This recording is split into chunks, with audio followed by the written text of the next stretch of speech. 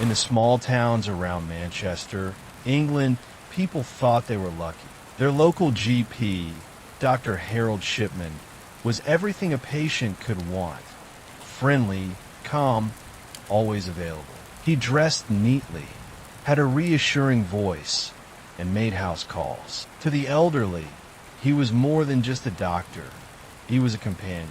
He asked about their families, remembered their birthdays, and always seemed genuinely interested in their lives. His manner was quiet and professional, but there was warmth behind his words. He didn't rush patients the way other doctors did. He sat, he listened, and he made them feel safe. If your grandmother wasn't feeling well, you called Dr. Shipman. If your father needed checkups, Dr. Shipman would come by with his little black medical bag. That bag, filled with vials, syringes, and stethoscopes, became a familiar sight in living rooms across the north of England. People associated it with comfort, relief, and healing. To everyone, he wasn't just a doctor, he was a savior. But beneath that calm, reassuring smile was something absolutely horrifying. At first, no one noticed anything unusual. His patients were older,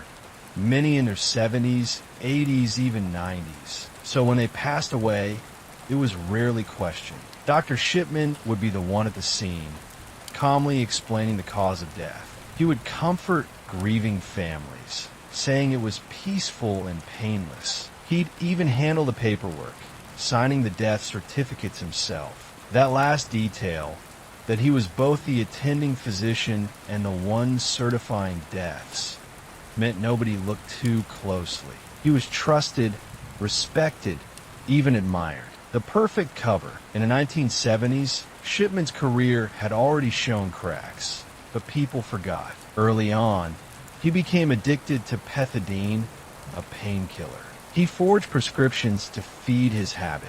He was caught, fined, and briefly sent to rehab. Any other doctor would have had their career destroyed. But somehow, Shipman managed to bounce back. He kept practicing, rebuilding his image brick by brick until nobody remembered the scandal. By the 1980s, his reputation was untouchable. Patients recommended him to friends. Families called him the most dedicated doctor they'd ever had. And behind closed doors, bodies quietly piled up. The deaths followed a strange pattern, but it was subtle. Many of his patients died suddenly, sometimes during or right after visits. One moment, they were alive and chatting with their doctor. The next, they were slumped in their chairs, gone. Shipman always had an explanation. Heart failure, stroke, natural causes. But there was something chilling about the way it happened. Neighbors began whispering, years later, that Shipman always seemed to be around when someone died. And the deaths were almost too peaceful. No struggles, no warning signs, just quiet, sudden endings. Still, nobody suspected him. Because why would they? He was Dr. Shipman, the kind, reliable doctor who had delivered babies, treated illnesses, and comforted the sick for decades. For Shipman, the routine became disturbingly simple. He would visit an elderly patient, often alone, carrying his black bag. Inside were powerful drugs, most often morphine or geomorphine. He'd administer an injection, saying it would help with pain or calm their nerves. Within minutes, the patient would slip away. Then, Shipman would call the family, explain the death as natural, and sign off the paperwork. If cremation was chosen, as he often encouraged, any trace of the drug was destroyed forever. No investigation, no suspicion, just another quiet death in a small English town. The families trusted him so deeply that they didn't question even the strangest circumstances. In fact, some even thanked him for being there during their loved ones' final moments. That trust, that misplaced gratitude, was the very thing Shipman exploited over and over again. Behind the image of the perfect GP was a man playing God with people's lives. He decided who lived, who died, and when. The elderly, Those who were most vulnerable and most trusting were his chosen victims. And the chilling part, nobody realized. Not the families, not the hospitals, not the police. For decades, he operated in plain sight. Shipman wasn't just a doctor. He was the shadow that lingered in living rooms across Manchester, a presence that seemed reassuring at first glance, yet was slowly, systematically erasing lives, one patient at a time. And soon, his dark secret would begin to unravel. Throughout the 1970s and 80s, one strange thing started happening in the towns where Harold Shipman practiced. His patients kept dying, but not in a violent, suspicious way. These were mostly elderly people, men and women who had lived long, quiet lives. They were often found peacefully sitting in their favorite armchairs or lying on the couch, as if they had simply dozed off and never woken up. It almost looked merciful, like nature had granted them a painless end. Families grieved, but they didn't question it. Why would they? Their loved ones had been under the care of one of the most respected doctors in the region. Dr. Shipman was often the first person to arrive at the scene. He would walk in with his black medical bag, check for a pulse, and then lower his eyes with that calm, practiced sympathy. "Your mother has passed peacefully," he would say, in his soft, measured tone. There was no pain. He reassured families at their most vulnerable moment. And because he was the doctor, nobody thought to doubt him. Afterward, he'd handle the paperwork himself. He would fill in the death certificate, list a natural cause, stroke, heart failure, respiratory collapse. His word was law. No coding it out of youth.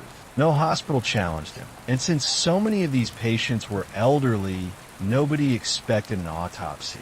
It was neat, clean, final. And just like that, another death vanished into the background noise of everyday life. Over the years, this pattern repeated itself again and again. The strange thing was how sudden these deaths were. Many patients had been in stable health, frail perhaps, but not terminal. Some were even described by family members as being perfectly fine hours before Shipman's visit. Yet almost immediately afterward, they were gone. Neighbors noticed, but only in hindsight. They recalled how often ambulances would show up at homes shortly after Shipman's black car pulled into the drive.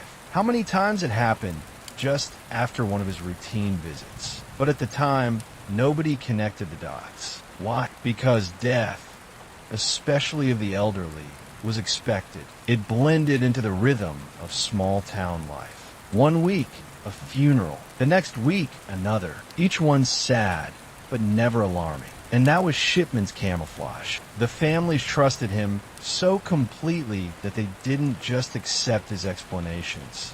They often thanked him. Many later admitted they were grateful that he had been there to ease their loved one's passing. They believed he had offered comfort at the very end. In some cases, relatives described feeling reassured by the way he handled death, as though he had given them closure.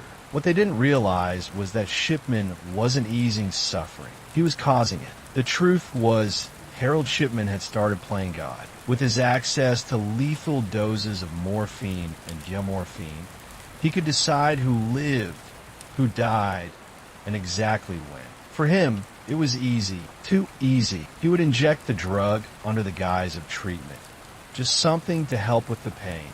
Minutes later, the patient would slip into unconsciousness and never wake up. To the untrained eye, it looked natural, peaceful, but it wasn't nature, it was murder. And here's the most chilling detail. In many cases, Shipman would stay behind afterward. Sometimes he lingered in the home, sipping tea with grieving relatives, calmly chatting as though nothing unusual had happened. Other times, he left quickly, leaving families to discover the body minutes later, forcing them to call him back, at which point he would return, feign surprise, and then pronounce the death. Imagine that, the very man responsible for the death being the one who announced it. The killer standing in the living room, pretending to be the hero. By the mid-1980s, Shipman's patient list had become a graveyard. His death rates were abnormally high compared to other doctors in the area. But medicine is a profession where numbers can blur. People get sick, people die, and unless someone takes the time to compare data across practices, nobody notices. Back then, nobody did. And so, case after case was chalked up as old age or bad luck. No one raised an eyebrow. But beneath the surface, something monstrous was happening. Dr. Shipman had discovered the perfect method of killing. Silent, undetectable, and hidden under the cover of trust. No one questioned him. No one doubted him. And what people didn't realize was that this calm, trusted man was quietly choosing who would live and who would die. By the 1990s, the death toll around Harold Shipman had climbed shockingly high. Hundreds of patients had quietly passed under his care. Yet somehow, no one was putting it together.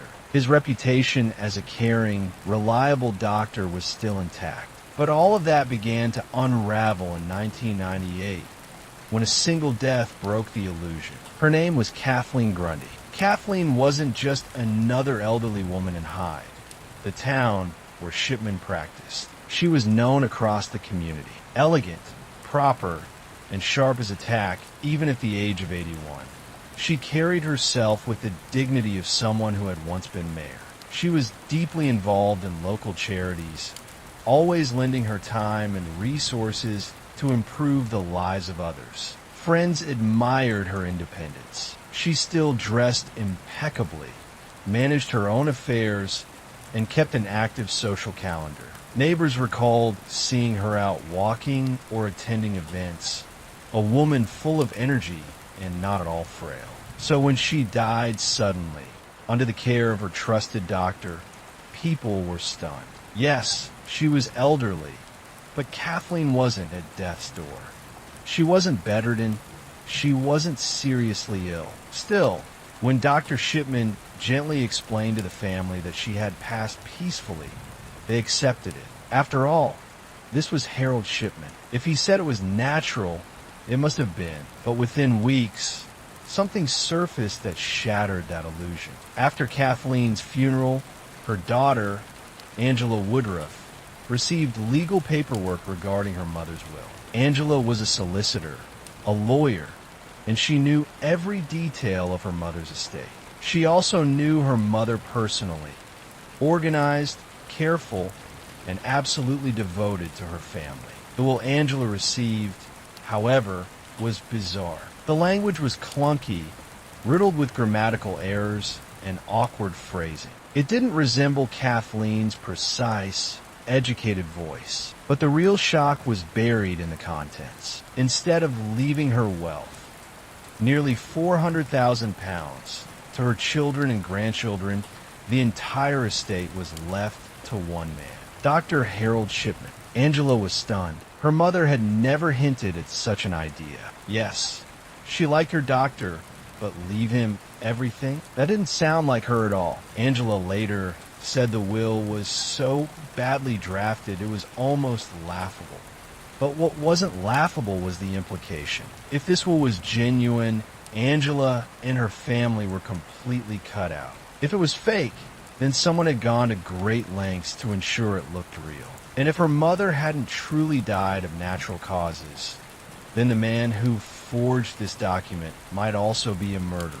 Angela's instincts as both a lawyer and a daughter screamed that something was terribly wrong. She took the will to the police. At first, detectives hesitated. The accused wasn't some shady stranger. He was Dr. Shipman, one of the most respected men in town. To accuse him of forgery was bold. To accuse him of killing a patient, that was nearly unthinkable. But Angela was insistent. She knew her mother, and she knew this document wasn't hers. Detectives agreed to take a closer look. They quietly began investigating Shipman. They interviewed him about the will. Shipman, ever the cool professional, barely blinked. He claimed Kathleen had wanted to reward him for years of dedicated service. He acted casual, dismissive, almost insulted by the accusation. His confidence was disarming. He had spent years perfecting the mask of the trustworthy doctor. Some officers were almost convinced by his composure, but one detail gnawed at them. Why would a wealthy, meticulous woman suddenly change her will in such a sloppy, obvious way? So they decided to take the most dramatic step possible. They obtained permission to exhume Kathleen Grundy's body. On a gray day, her coffin was lifted from the ground and taken for forensic analysis. Scientists ran toxicology tests, searching for anything unusual.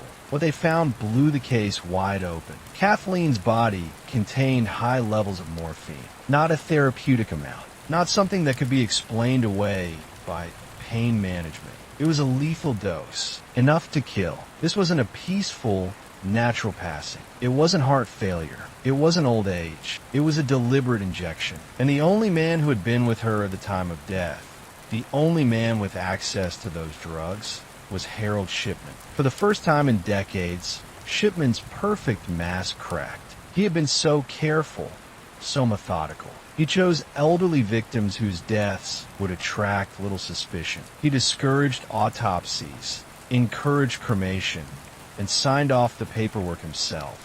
For years, his plan had worked flawlessly, but this time, greed got the better of him. By trying to seize Kathleen's fortune, he left behind a trail of evidence. A forged will, a suspicious daughter, and, most damning of all, the drugs in Kathleen's veins. This single mistake, this one act of arrogance, was enough to expose everything. The perfect doctor had just made his first mistake, and that mistake was about to bring his entire empire of death crashing down. After Kathleen Grundy's death revealed morphine in her system, the police finally had proof that Dr. Harold Shipman wasn't the trusted family doctor everyone believed him to be. He was a killer, but the question now was terrifying. How many victims were there? Detectives started to dig into Shipman's patient history. At first, they assumed there might be one or two other suspicious deaths, but what they found shattered any sense of normalcy. They saw a pattern that was almost impossible to ignore. Elderly patients, often perfectly capable the day before, were dying suddenly and inexplicably. Shipman was always present, always in control. He pronounced the death, signed the certificate, reassured the family, and quietly moved on to the next house call. Then came another chilling pattern: cremations. Shipman consistently urged families to cremate their loved ones quickly. He framed it as a kindness, an easy way to relieve families of the burden. Grieving relatives, trusting the doctor they had known for decades, rarely questioned him. And in doing so, the evidence of what had actually killed their loved ones disappeared forever. It was an act of methodical genius in its cruelty. In plain sight, Shipman created the perfect shield. No bodies, no autopsies, no questions. Investigators managed to exhume the rare cases where the bodies had not yet been cremated. Time after time, the results were horrifying. Lethal doses of morphine or geomorphine were found in patients who should have had no reason to receive such drugs. It was clear now, this was not a string of tragic coincidences. It wasn't natural causes. It was systematic, deliberate murder. The numbers were almost impossible to comprehend. Shipman's death rates far exceeded those of any other local physician. While most GPs might see 70 to 80 patients pass away over a decade, Shipman's patient deaths were double, triple, sometimes 4 times that. Authorities eventually estimated that he had murdered over 250 patients, 250 individuals, entire families destroyed, friends and neighbors left grieving, confused, and devastated, never suspecting that the man who had delivered comfort to their loved ones was actually the architect of their deaths. Shipman's method was horrifyingly consistent.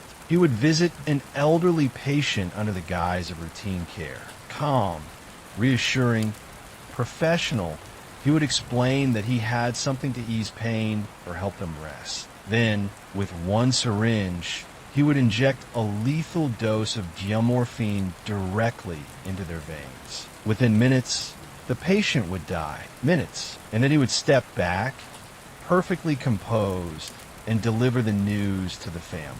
I'm afraid they've passed. The words, calm and precise, were designed to remove suspicion. Families leaned on him for answers, and he gave them exactly what they wanted to hear.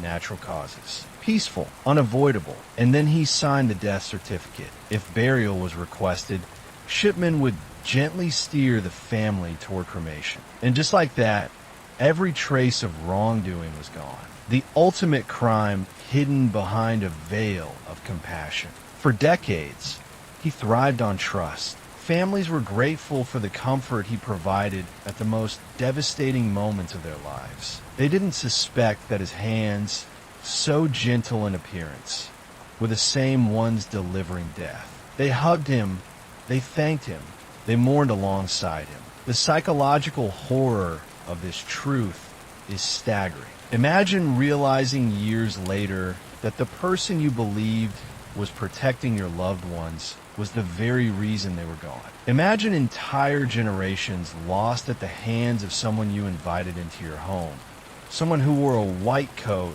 and a stethoscope-like armor.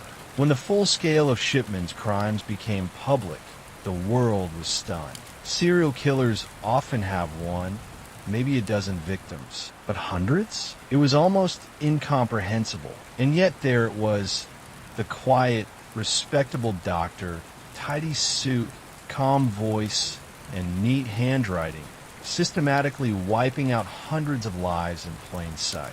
Mothers, fathers, grandmothers, grandfathers wiped out under the guise of care and kindness. Forensic investigators, overwhelmed by the scale, worked tirelessly to piece together the pattern. Each death certificate, each cremation request, each patient record was combed for anomalies. Slowly, a terrifying picture emerged. Shipman wasn't just a serial killer.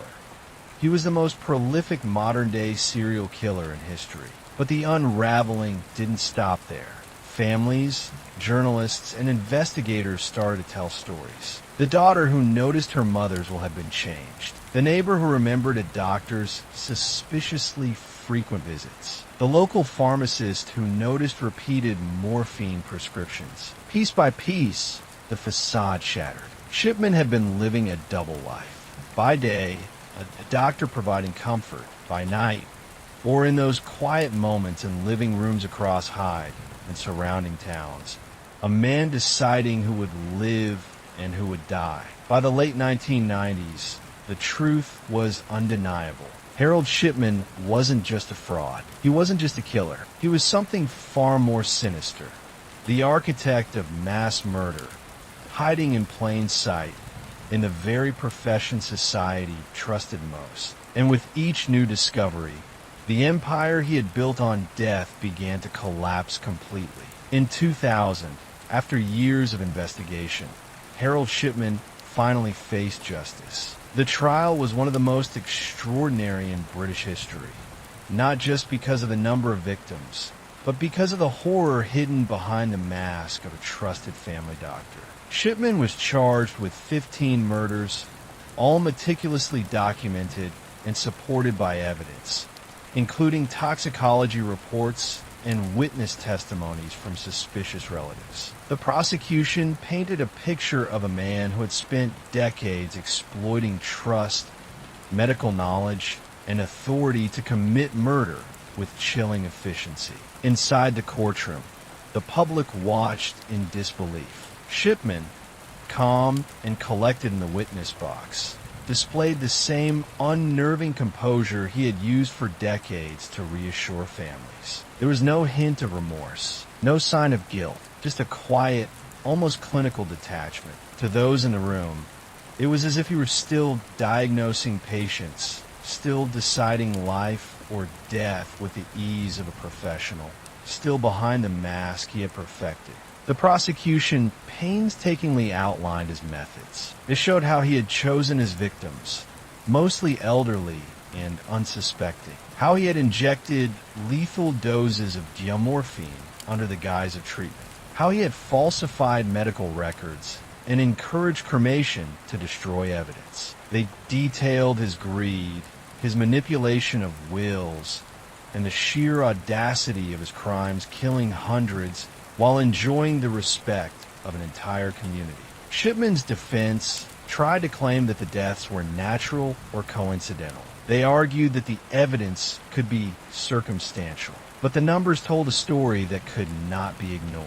Shipman's patient death rate was off the charts compared to any other GP. Toxicology confirmed lethal doses of morphine in exhumed bodies. The forged will of Kathleen Grundy and the testimony of her daughter Angela sealed the argument. This was no accident. This was deliberate, calculated murder. After a trial that gripped the nation, Shipman was found guilty on all 15 counts of murder. He was sentenced to life imprisonment with a recommendation that he never be released. Justice finally had caught up to him, but investigators and the public knew the grim truth. The 15 murders for which he was convicted were only the tip of the iceberg. Estimates of his true death toll were staggering: over 250 victims. Entire lives erased, families destroyed, all hidden behind the veneer of trust and professionalism. For decades, Shipman had been able to wield death like a scalpel, cutting lives short with methodical precision. For the families, the reality was unthinkable. Those who had trusted Shipman completely, who had invited him into their homes, confided in him, leaned on him during the most intimate and vulnerable moments of life, were left with the unbearable truth.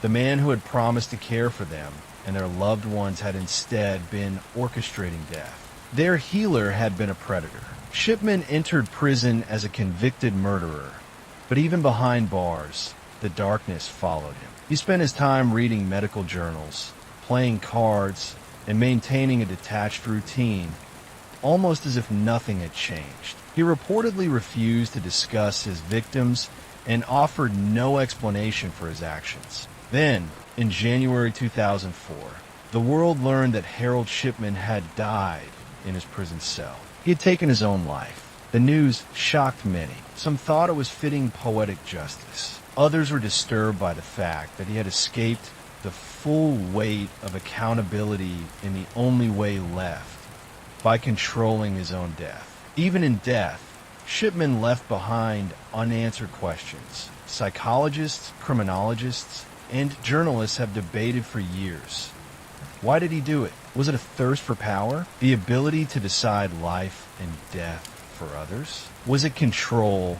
A compulsion that gave him dominance over families, communities, and the fragile elderly? Or was it something darker, something psychological that even experts could not fully understand? There are no easy answers. Shipman left no confessions, no diaries, no explanations beyond the cold facts of his crimes. The people who might have had closure were left only with grief, shock, and anger.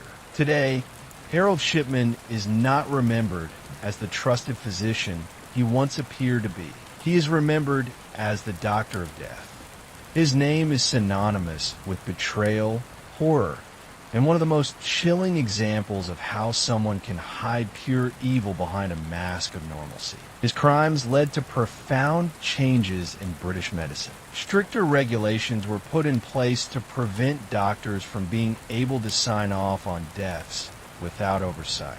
Death certificates were scrutinized more carefully. Cremations, once routine, came under greater review. In a sense, Shipman's reign of terror reshaped an entire system of care to prevent future tragedies. But no regulation, no procedure could undo the personal devastation. Hundreds of families still grieve loved ones who were stolen from them. Neighbors and communities still struggle to reconcile the image of the calm, kind doctor with the horrifying reality of his crimes. The story of Harold Shipman remains a cautionary tale. It's a reminder that evil can wear a familiar face. It can live in a trusted home, a white coat, a soothing voice. It can hide in plain sight, preying on trust, innocence, and vulnerability. And it shows that sometimes the people we rely on the most,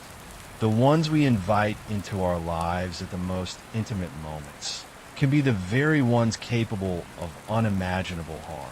Harold Shipman is gone, but the shadow of his crimes lingers. The question remains, how many lives could one trusted man truly destroy before anyone saw it coming? And in the quiet towns around Manchester, that question still haunts the memories of those who once thought their doctor was a friend, a healer, a protector.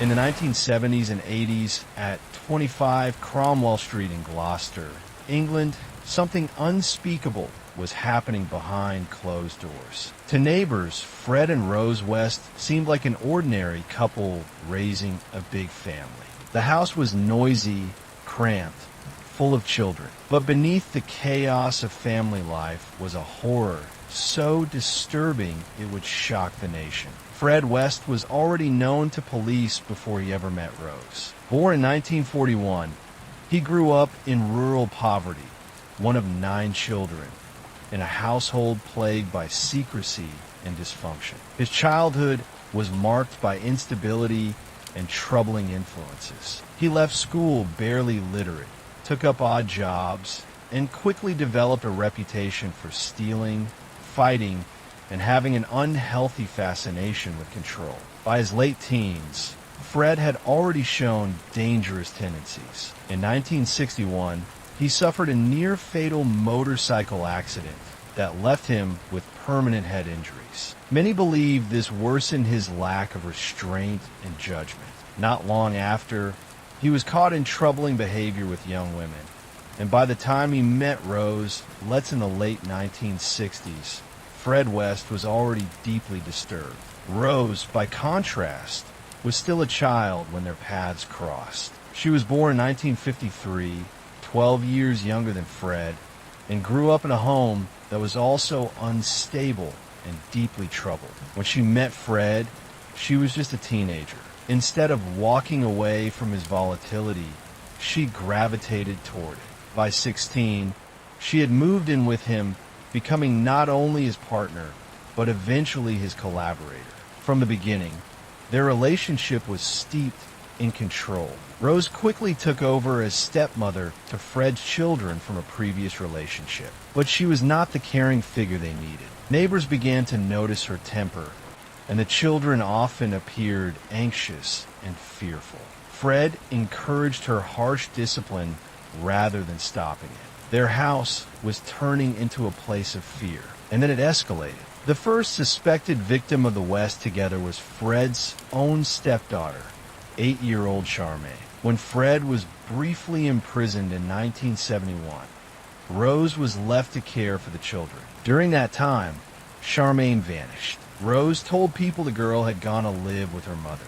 But years later, investigators discovered Charmaine's remains buried near the property, ending the mystery of her disappearance. Not long after, Fred's estranged wife, Rena, Charmaine's mother, also disappeared. Her body was later found in a nearby field. 2 lives had ended in quick succession, and no one at the time connected the dots. When Fred and Rose finally settled at 25 Cromwell Street in 1972, they had found the perfect place to continue their crimes. The house was old and poorly maintained, with multiple rooms for lodgers. It was close to bus routes, schools, and busy streets where young people passed through. And most importantly, it had a cellar and a garden, hidden spaces where secrets could be concealed. In the 1970s and 80s, at 25 Cromwell Street in Gloucester, England, something unspeakable was happening behind closed doors. To neighbors, Fred and Rose West seemed like an ordinary couple raising a big family.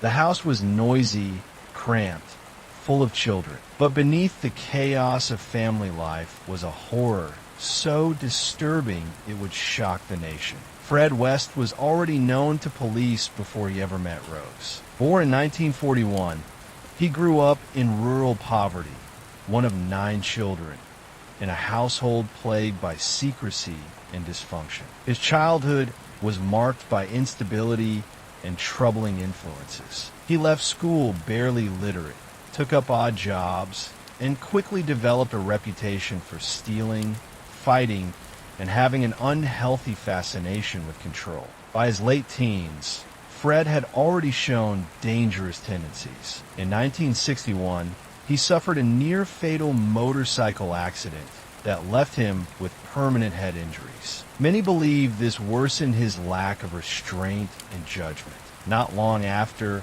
he was caught in troubling behavior with young women, and by the time he met Rose, let's in the late 1960s, Fred West was already deeply disturbed. Rose, by contrast, was still a child when their paths crossed. She was born in 1953, 12 years younger than Fred, and grew up in a home that was also unstable and deeply troubled. When she met Fred, she was just a teenager. Instead of walking away from his volatility, she gravitated toward it. By 16, she had moved in with him, becoming not only his partner, but eventually his collaborator. From the beginning, their relationship was steeped in control. Rose quickly took over as stepmother to Fred's children from a previous relationship, but she was not the caring figure they needed. Neighbors began to notice her temper, and the children often appeared anxious and fearful. Fred encouraged her harsh discipline rather than stopping it. Their house was turning into a place of fear, and then it escalated. The first suspected victim of the West together was Fred's own stepdaughter, 8-year-old Charmaine. When Fred was briefly imprisoned in 1971, Rose was left to care for the children. During that time, Charmaine vanished. Rose told people the girl had gone to live with her mother. But years later, investigators discovered Charmaine's remains buried near the property, ending the mystery of her disappearance. Not long after, Fred's estranged wife, Rena, Charmaine's mother, also disappeared. Her body was later found in a nearby field. 2 lives had ended in quick succession, and no one at the time connected the dots. When Fred and Rose finally settled at 25 Cromwell Street in 1972, they had found the perfect place to continue their crimes. The house was old and poorly maintained, with multiple rooms for lodgers. It was close to bus routes, schools, and busy streets where young people passed through. And most importantly, it had a cellar and a garden, hidden spaces where secrets could be concealed. The house was perfectly situated. It was large enough to rent out rooms, which brought in a steady stream of young lodgers, mostly women, often with nowhere else to go. It was close to bus routes and schools, making it easy to meet teenagers or runaways. And most importantly for Fred, it had both a cellar and a garden, hidden spaces where secrets could be concealed. From here, the disappearances began. The West would lure vulnerable young women into the house with promises of lodging, food, or companionship. But once inside, they were trapped. Victims would endure unimaginable cruelty before being permanently silenced. Their bodies were concealed beneath the floorboards, buried in shallow graves in the garden, or hidden in makeshift pits Fred dug into the cellar.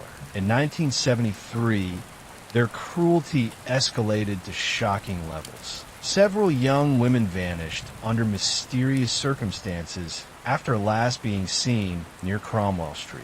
Among them was 21-year-old Lucy Partington, a university student who disappeared while waiting for a bus in December 1973. She was intelligent, from a loving family, and completely unsuspecting of the danger she stepped into.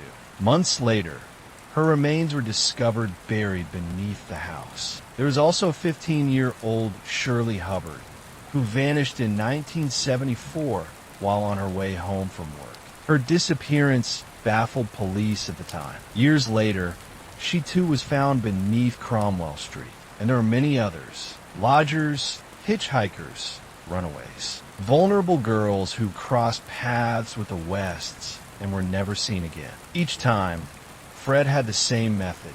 Silence them, hide the evidence, and then carry on as though nothing had happened. What's perhaps most disturbing is how ordinary life continued around the horror. While neighbors saw a chaotic but seemingly normal family, children playing in the yard, music blaring from the house, visitors coming and going, beneath the surface, Cromwell Street had become a secret graveyard.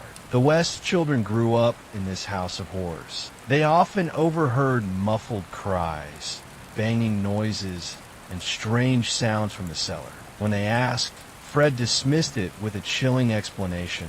It's just the ghosts.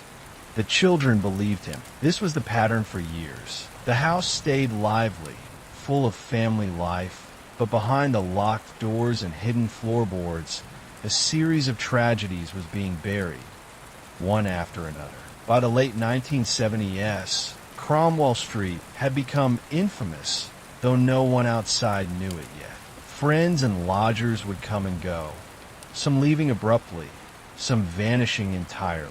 And Fred and Rose seemed to thrive in the chaos, masking their darkness with noise, family drama, and constant activity. The truth wouldn't emerge for 2 more decades. But even before Cromwell Street became infamous, Fred West's trail of victims stretched back years. His first known kill, in McFall, was only the beginning. Rose had joined him in 1969, and together they created one of the most chilling partnerships in criminal history. By the mid-1970s, 25, Cromwell Street had become a nightmare disguised as an ordinary family home. To the outside world, Fred and Rose West presented themselves as noisy but harmless, a struggling couple raising a brood of children in a crowded terrace house. Neighbors often saw kids playing outside, heard arguments spilling into the street, and smelled food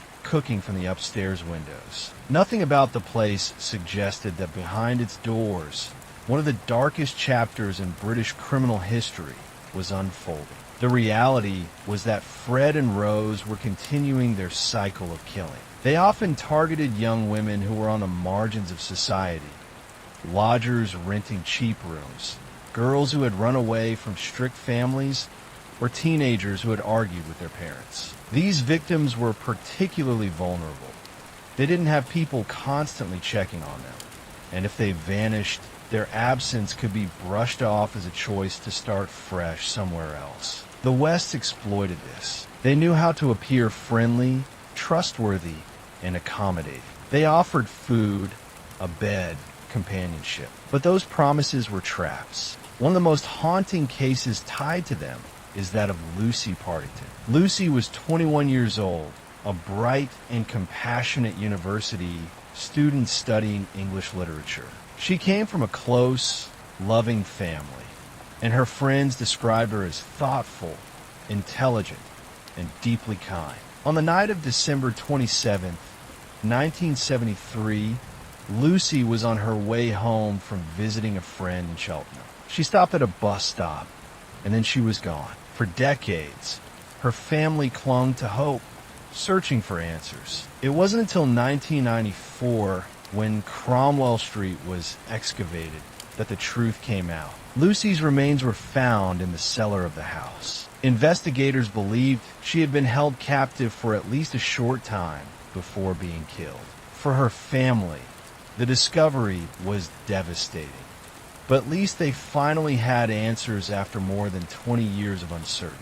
Another victim was Shirley Hubbard, a 15-year-old schoolgirl. Shirley lived in Droitwich, Worcestershire, and was last seen in November 1974, walking home from work at a plastics factory. She was shy but full of life, with dreams of independence. When she didn't return home, her disappearance baffled her family and police. Like so many others, her trail ended at Cromwell Street.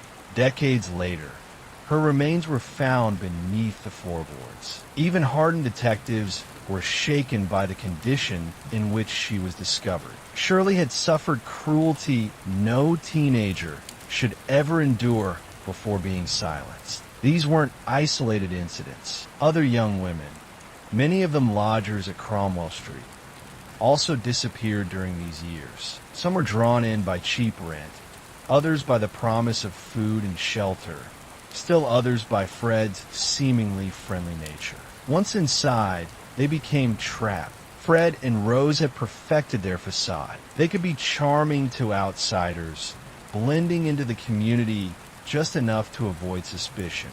While at home, they ruled with fear and control. What's perhaps most chilling is how normal life continued alongside the violence. As women vanished, the West household bustled with children. Fred and Rose had several of their own, and Rose took in others to foster.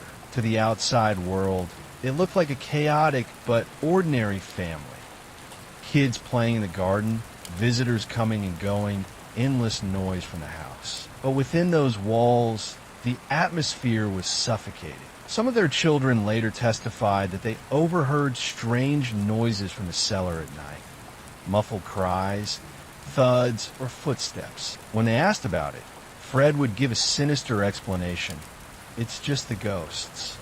And the children, too young to understand, believed him. The cruelty wasn't limited to outsiders. Testimonies later revealed that Fred and Rose's own daughters endured years of mistreatment inside the household. Some were subjected to acts of control and violence. Others were forced to live with the psychological weight of knowing something was deeply wrong, but feeling powerless to stop it. As adults, several of the West's children bravely testified against their parents, painting a picture of a home that was less a sanctuary and more prison. Through the mid-1970s and into the 1980s, this dual life continued.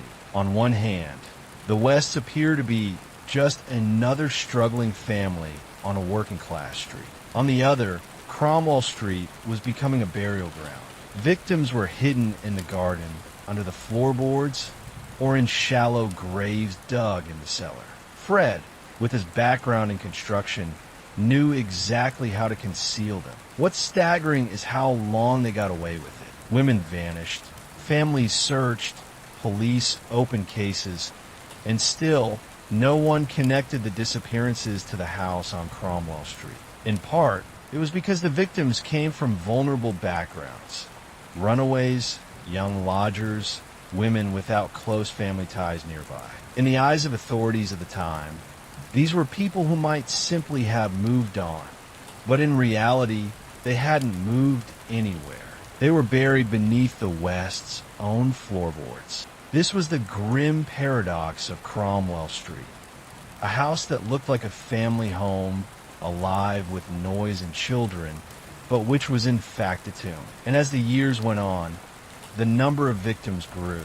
Each time, Fred and Rose carried on as if nothing had happened, hiding their crimes in plain sight. For years, Fred and Rose West lived as though nothing could touch them. They had created a perfect cover, a busy household full of children, noise, and chaos. Their victims were almost always young women who had already slipped through society's cracks, runaways, estranged from family, or living transient lives. When they vanished, there were no dramatic manhunts or endless newspaper headlines. People just assumed they had started over somewhere new. And so the West kept operating in the shadows, shielded by timing and circumstance. This was the 1970s and 80s, long before modern DNA testing or nationwide databases that could easily link missing persons cases. Police departments often worked in isolation,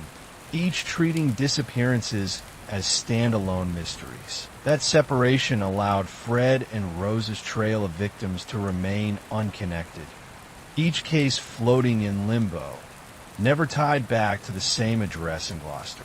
But by the early 1990s, cracks began to appear. The source wasn't outside suspicion. It was their own children. Life inside Cromwell Street was anything but normal, and the West kids knew it. They lived in constant fear of their parents' tempers. Some had endured treatment so cruel they struggled to process it. And when they confided in teachers or friends, whispers began to spread. Teachers noticed the strange comments. Social workers flagged concerns. Bit by bit, the carefully constructed facade around Cromwell Street started to crumble. In 1992, one of the West daughters bravely went to police. She described, in chilling detail, the abuse she and her siblings suffered at home. For investigators, it was a shocking account. Not just of mistreatment, but of violence on a scale that suggested far darker secrets still hidden. Authorities immediately placed the children into protective care. At first, the case focused only on the abuse within the family. But as detectives dug deeper, they began hearing rumors that pointed to something even more sinister.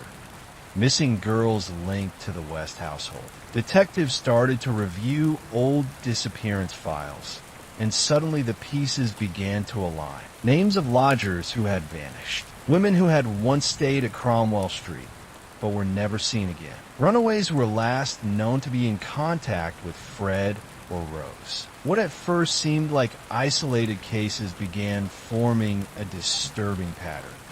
And at the center of it was 25 Cromwell Street. By 1994, police had enough evidence to conduct a full search of the property. What began as a routine inquiry quickly escalated into one of the most notorious crime scene excavations in British history. Officers entered the garden with shovels and ground-penetrating equipment, not quite knowing what they would find. What they uncovered stunned even the most experienced detectives. In shallow pits beneath the patio and flower beds, they found bones, human remains, buried just feet from where the West children once played. The grim discoveries didn't stop in the garden. When investigators moved into the cellar, they unearthed more remains hidden beneath the floor. One by one, over the course of months, the secrets of Cromwell Street came to light. In total, police recovered the remains of at least 9 young women buried within the property. Many have been missing for years, their families living in agonizing uncertainty, never knowing what had happened. Among them were Lucy Partington, Shirley Hubbard, and other women whose cases had gone cold decades earlier. Each discovery was another confirmation of the nightmare rumors, and another devastating blow to the families who had spent years clinging to hope. News of the excavation exploded across Britain. Crowds gathered outside Cromwell Street, watching as officers carried evidence bags in and out of the house. Reporters swarmed the neighborhood, dubbing the property the House of Horrors. Forensic tents covered the garden. Television broadcasts showed police digging through earth, pulling out fragments of clothing and bone. Each headline seemed worse than the last. For the West children, the revelations were almost too much to process. They had known their home was filled with fear and secrets, but even they hadn't realized the true scale of the horror buried beneath their feet.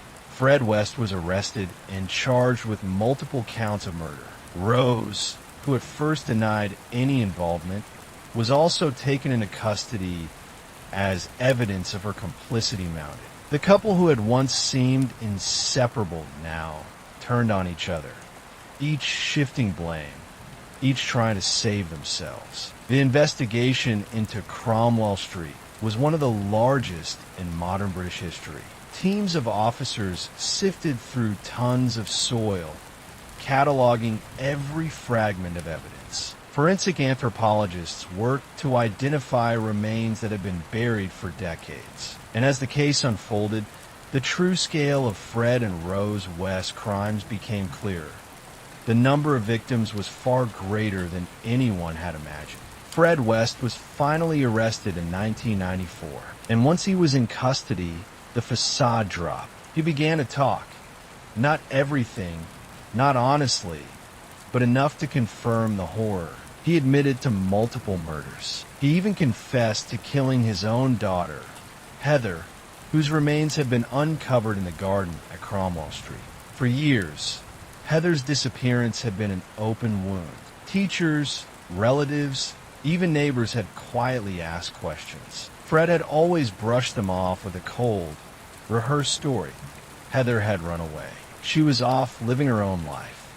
But the truth was darker than anyone had imagined. Her body had been buried just feet from where the West children had played. Fred's confessions weren't full or straightforward. He minimized, he lied, he shifted blame. He tried to paint Rose as less involved.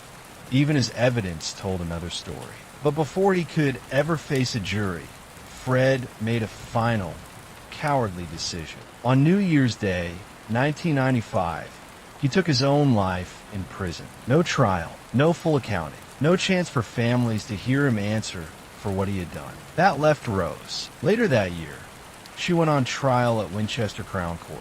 The case was massive, one of the biggest murder trials Britain had ever seen. Survivors took the stand, telling their stories. Forensic experts walked the jury through what had been found beneath Cromwell Street. Piece by piece, prosecutors laid out a picture of cruelty and control that spanned decades. Rose sat through it all, almost expressionless. Witness after witness, detail after detail, but she showed little reaction. In the end, the evidence was overwhelming. She was convicted of 10 murders. The sentence, life in prison. And to this day, Rose West remains behind bars. As for the house, the infamous 25 Cromwell Street, it didn't survive long after the trial. In 1996, it was demolished. Authorities feared it would become a grim tourist attraction, a destination for people drawn to tragedy. So they tore it down, paved it over, and erased the building. But what happened there can never really be erased. The story of Fred and Rose West is not just about two killers. It's about how unimaginable evil can hide in plain sight. Behind the door of an ordinary house, on an ordinary street, in a quiet English city, there was a nightmare no one saw coming.